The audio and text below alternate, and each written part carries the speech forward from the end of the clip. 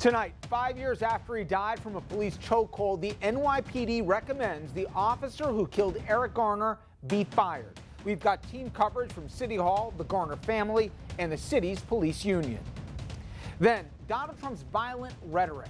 He talks tough, and he gets his fans whipped into a frenzy. And at a Trump rally last night, we saw the result. And it's not an isolated case, far from it.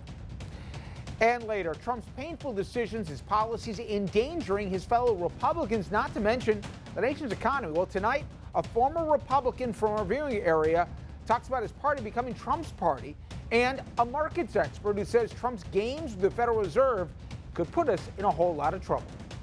Good evening, everybody, and welcome to RFL. I'm Richard French, and thank you for joining us this Friday night.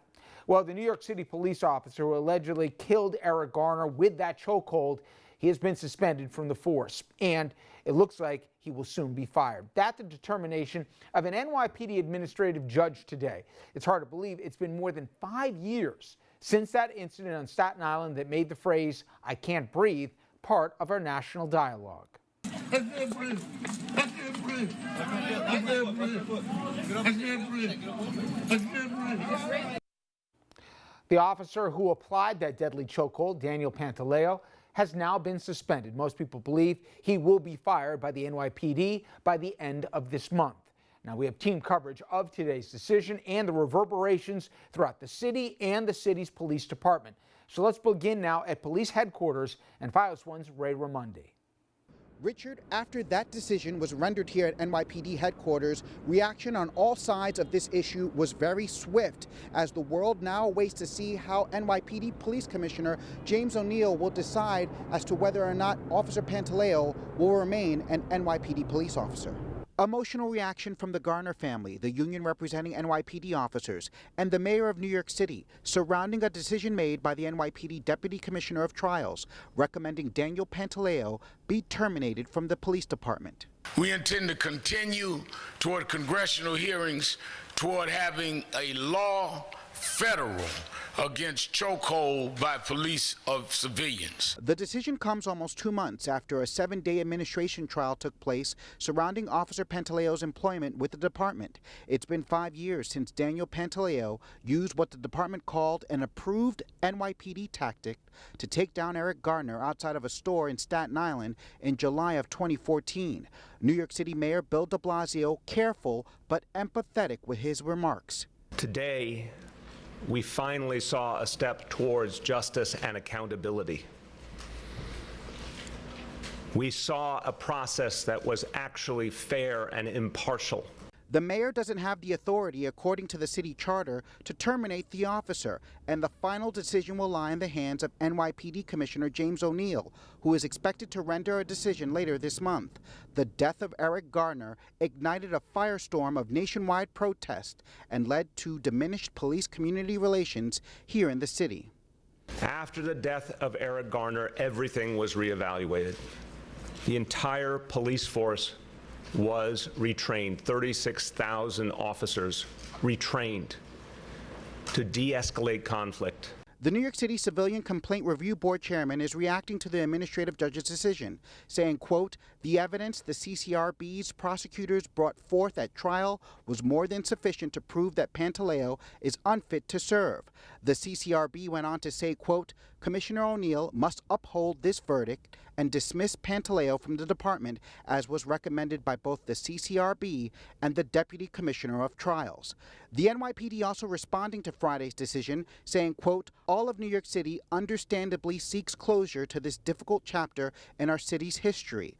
Premature statements or judgments before the process is complete, however, cannot and will not be made."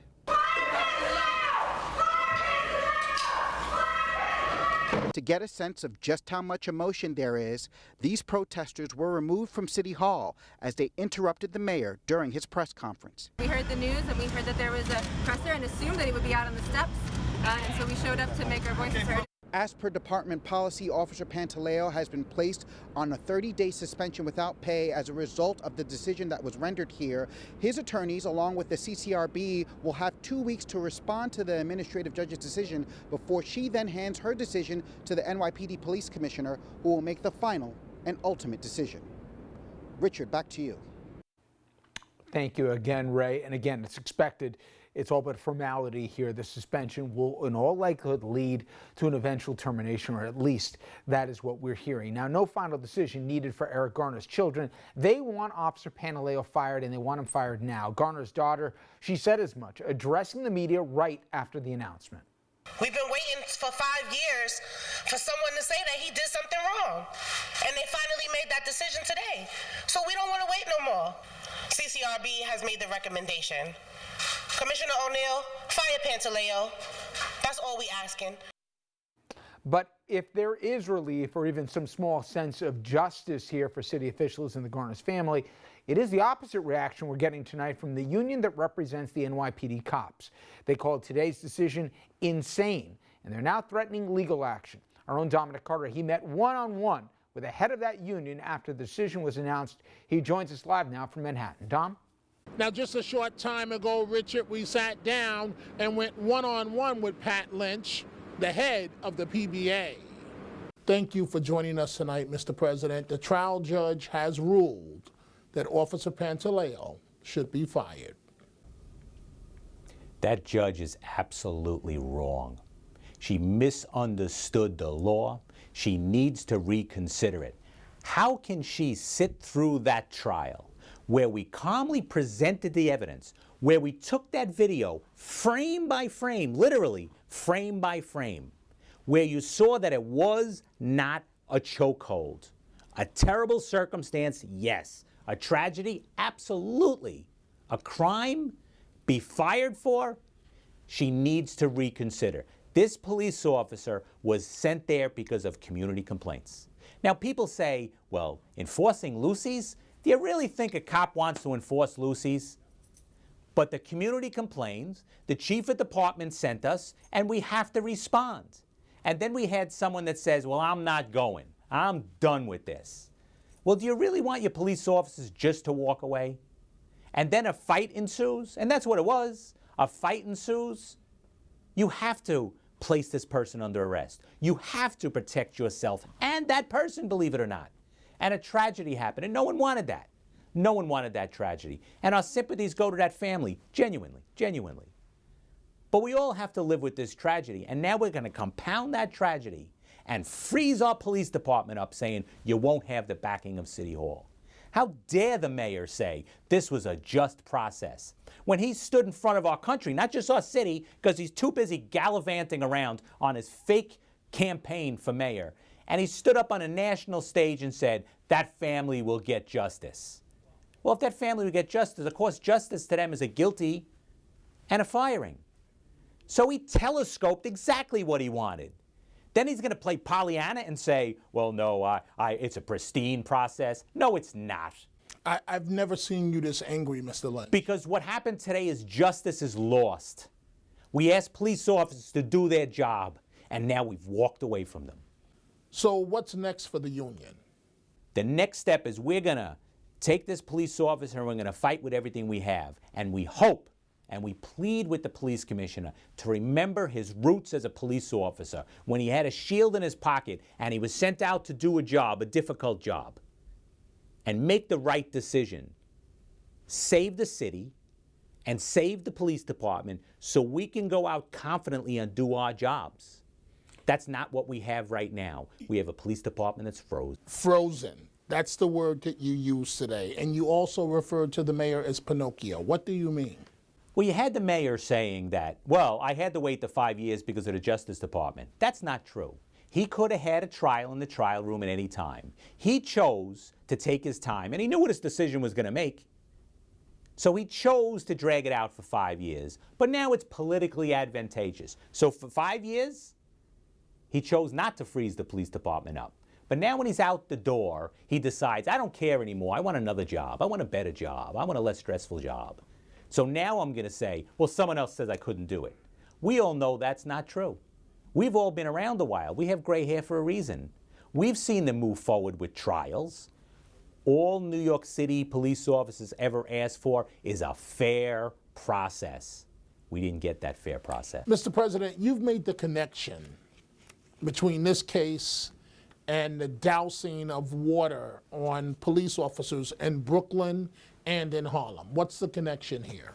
Because you go back to this case where it was a terrible tragedy, and we learned fairly quickly that the department and the city hall was going to turn their back on us, and that they were going to listen to those criminal advocates, which are loud but few in number. But they were going to listen to them, and they were going to steer the dialogue that City Hall talks about. Well, dialogue is a two-way street. The dialogue was just with those criminal advocates. And we knew then that this is going to be a problem. And then we've warned, and you've heard me, Dominic, say many times, this is going to have a chilling effect on New York City police officers. All those small decisions along the way that led to this large, bad decision. Well, now we're frozen. You have police officers that don't know which way to turn. Do they want us to go after the criminal that hurt this person? Or do they want us just to stand there and hug a thug? You know, you can only talk so far, right? And we all grew up in the neighborhood. It's always right to start with a conversation. But when you have someone that says, we're not doing it, well, you have to do something. And they expect something to be done. And what you see is people dumping water on the heads of police officers, and all they think they're supposed to do is put their head down and walk away. Well, today, the entire police department put their head down and lost faith. I think it's fair to say that the union is not walking away from this, the PBA, that you're going to pursue this for years to come in court. Let me tell you something. Because it's Officer Pantaleo, he represents every police officer on this job. What I think folks don't understand is those violent confrontations happen 2 or 3 times in a tour for a police officer sometimes. It's not just once. Except this one was on video and there was a tragedy. So now you're saying to us that if you go and put your hands on someone, that it's reckless? Are you crazy? That's what we do. We're in a violent world. You don't call the police when everything's good. You call the police when everything's bad. And unfortunately, that's the job we have. And we want to do it effectively. But society, City Hall and Police Plaza has to understand and recognize that and back their police officers, even when circumstances intervene and there's a tragedy. You followed the mayor to Detroit, police officers protesting. Are you going to continue to do so if he stays in the presidency? We are going to continue to get our message out in all sorts of different ways with this mayor because we find that he's telling a different story. There's a reason he's running to other states because the people here in the city don't believe him anymore. But he's going to a state where they might not know him, and they may take him on his word. So we hope they watch the Pinocchio effect, and they watch the fact that he's lying, and don't trust him. Because we want the city that the New York City police officers helped create, a safe, harmonious city. He's taking that away from us. So it might not happen overnight, but I'll tell you when it's going to happen. It started now, and it's going to go into the next mayor's administration. And this mayor is going to say, it was fine when I was there, but he created it. So yeah, we're going to follow the mayor, and we're going to keep telling this story. And when it all goes bad, we're going to say, they're the folks that did it. Both sides of City Hall. Now, Richard, we are told Police Commissioner James O'Neill is expected to make a decision on Pantaleo at some point this month. Reporting from Lower Manhattan, I'm Dominic Carter. Richard, let's go back to you in the studio. Thank you, Dominic. And pretty much, as you can tell, folks, every constituency that you heard pretty much said what you'd expect they would say. And for what it's worth, I've followed this for a while. I'd be shocked if, as Dominic said, the police commissioner did not take the recommendation and Officer Pantaleo was not terminated. We'll see where it goes. And of course, we'll continue to follow and keep you updated. All right, coming up next, we will shift gears to national politics and a pop quiz. Check out this video. Now tell me which politician you think the man throwing the punches is supporting. You already know the answer, I bet. Donald Trump. He's saying a lot of things and he's inciting violence in many a mind here. We've got the proof straight ahead.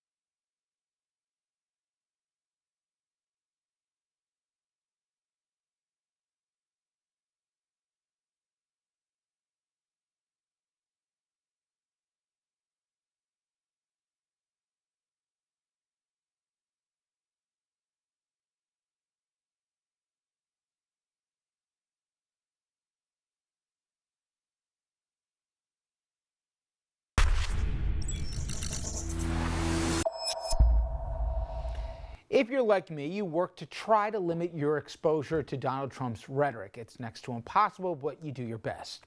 You know how it works. You got the insults, chock full of lies. You can leave you yelling at the television if you can't control yourself or if you just allow yourself to get amped up. But to Trump's supporters, they seem to hang on every word that he says. And sometimes they don't just listen, they act. And the consequences, they can be dangerous. He can play to the worst elements in society, and sometimes that leads to violent action. Now, you know about Trump's insult campaign against Baltimore Congressman Elijah Cummings, going after him as well as his entire district. Turns out just hours before he went after Baltimore, Cummings' home was robbed. Now, Trump didn't have anything to do with that, of course, but amazingly today, and this is the President of the United States, he decided to tweet really bad news. The Baltimore house of Elijah Cummings was robbed. Too bad. All but begging a supporter to go back and try it again. Sarcasm dripping from the president's false sincerity. Now, of course, Cummings, he's far from the only Democrat that Trump has targeted for insults, and for that matter, even Republicans have gotten their fair share of abuse. Trump continues to attack the 4 members of the so-called squad. These are all Democratic women of color. Trump frenzied his base with those attacks, but says he's powerless now to stop his supporters from joining in, even though Trump is the one who led them there. If they do the chant, we'll have to see what happens. Will you stop them, sir? You think you will? I don't know that you can stop people. I don't know that you can. Lock her up also. Remember that one, right? Well, Trump also gets them all revved up, but he says, again, nothing he can do about it. He's the innocent victim in the whole process. Now, we saw last night what can happen when Trump doesn't even try to control said followers.